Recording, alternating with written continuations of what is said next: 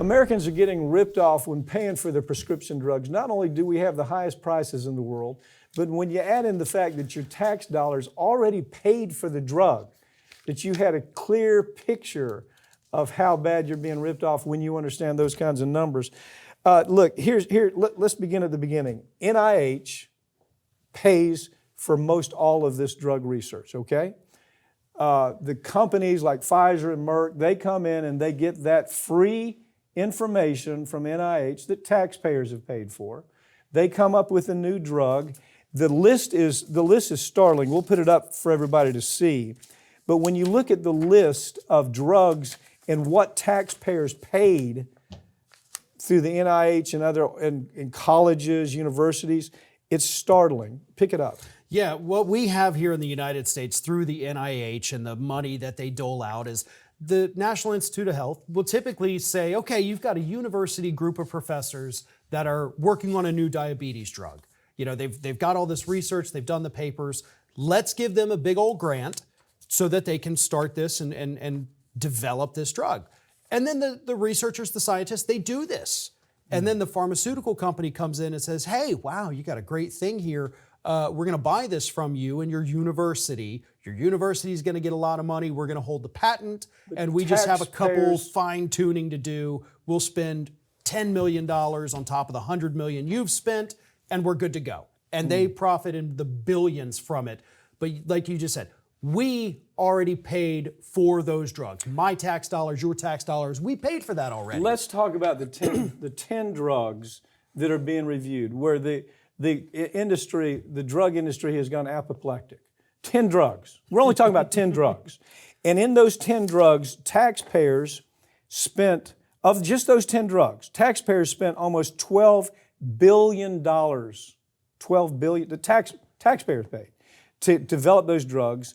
And Big Pharma made $70 to $80 billion off of those drugs that taxpayers paid for. And then they jacked up prices sometimes as high as 2,000% on those same drugs that taxpayers paid for at NIH. Drug company comes in, acquires the drug, costs taxpayers $12 billion, industry makes $70 billion. Nobody's doing anything about it. It's just like, okay, well, no problem. And if you follow this story from Stelara, for example, the drug Stelara. Stelara, you could, a dose of Stelara in the United States is $16,000. Yeah. $16,000. A dose of Stelara. In the UK, it's $2,500. Yeah. Talk about it. It's absurd, and you know you've pointed this out because you actually asked this in a deposition one time. You were over in Europe taking the deposition of a drug executive, and you asked him, well, just real quick, why are you charging only this small amount over here, and yet you charge 10 times as much in the U.S. And the response was, well, because we can. We can. It literally was, we do that because we can. And it seemed to be okay. Everybody said, oh, all right, well, that's just how we do business in the United States. But I think it's important that people understand that they understand that this is what's happening in the United States. We'll put a list of these drugs. Stelara, the medicine that costs taxpayers $6.5 billion. Imbrel, $2.6 billion for taxpayers.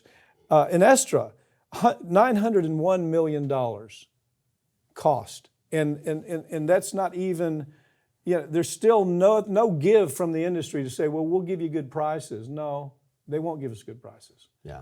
And the reason we're paying so much more is not just because they can, it's because they have to recoup what they're spending in advertising. Because they are spending billions and billions every year. I mean, if you watch primetime network TV, it's disgusting, it's the people happy, dancing, we're taking this miracle pill, and it's all these horrible side effects coming across too, but look at how happy we are. We are so happy. And they're distracting you while they read the side effects. This drug, yes, it killed 150 people from heart failure, but we're so happy about it. This drug, well, it shut down people's liver. These are actually cases we've handled. Yeah. Shut down people's liver, 1,000 people, but we're so happy about it.